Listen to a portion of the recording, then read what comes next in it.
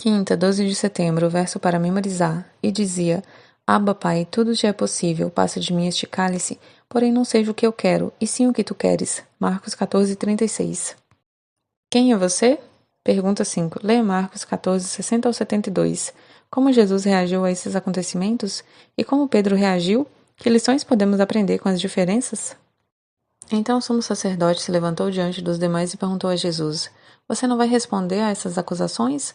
O que tem a dizer em sua defesa? Jesus, no entanto, permaneceu calado e não deu resposta alguma.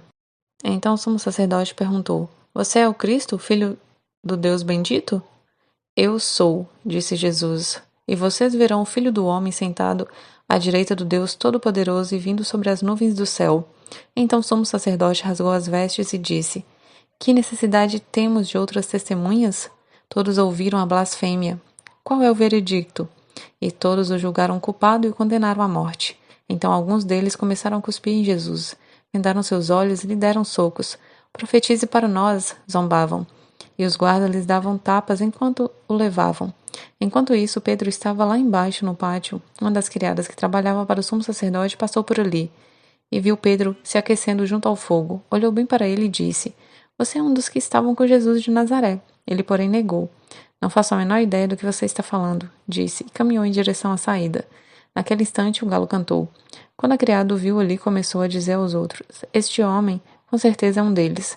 Mas Pedro negou novamente. Um pouco mais tarde, alguns dos que estavam por lá confrontaram Pedro, dizendo: Você deve ser um deles, pois é galileu. Ele, porém, começou a praguejar e jurou: Não conheço esse homem de quem vocês estão falando. E no mesmo instante, o galo cantou pela segunda vez. Então Pedro se lembrou das palavras de Jesus: Antes que o galo cante 2 vezes, você me negará 3 vezes. E começou a chorar. Marcos 14, 53 a 59 descreve Jesus sendo levado ao sinédrio e a primeira parte do julgamento. Foi um exercício de frustração. Repetidas vezes, os líderes tentaram fazer com que sua acusação contra Jesus fosse validada.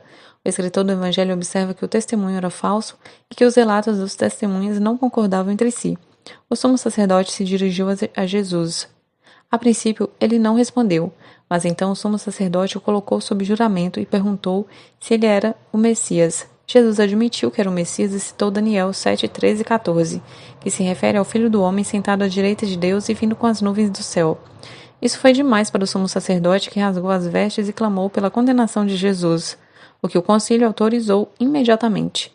Humilharam Jesus e cuspiram nele, então vendaram seu rosto, bateram nele e pediram-lhe que profetizasse. Enquanto Jesus, dentro da casa do sumo sacerdote, era julgado e dava um testemunho fiel, Pedro, no pátio, mentia. Essa é a 6ª e última história em formato de sanduíche. Em Marcos e nesse texto a ironia é acentuada. 2 personagens paralelos, Jesus e Pedro, realizaram ações opostas. Jesus deu um testemunho fiel, Pedro um testemunho falso. 3 vezes Pedro foi abordado por um servo ou por um espectador, e 3 vezes negou sua ligação com Jesus, chegando a amaldiçoar e jurar. Nesse momento, um galo cantou pela segunda vez. E Pedro subitamente se lembrou da profecia de Jesus de que ele o negaria o Senhor 3 vezes naquela noite. Ele desmoronou e chorou. Aqui está a ironia. No fim do seu julgamento, Jesus foi vendado, espancado e ordenado a profetizar. O objetivo era zombar dele, pois ele não conseguia ver quem o havia golpeado. No entanto, no exato momento em que fazia isso, Pedro estava negando Jesus no pátio abaixo, cumprindo uma das profecias do Mestre. Consequentemente, ao negar Jesus, Pedro mostrou que Jesus é o Messias.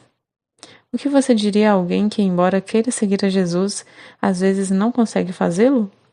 Quem já não deixou de seguir a Jesus e as orientações de sua palavra?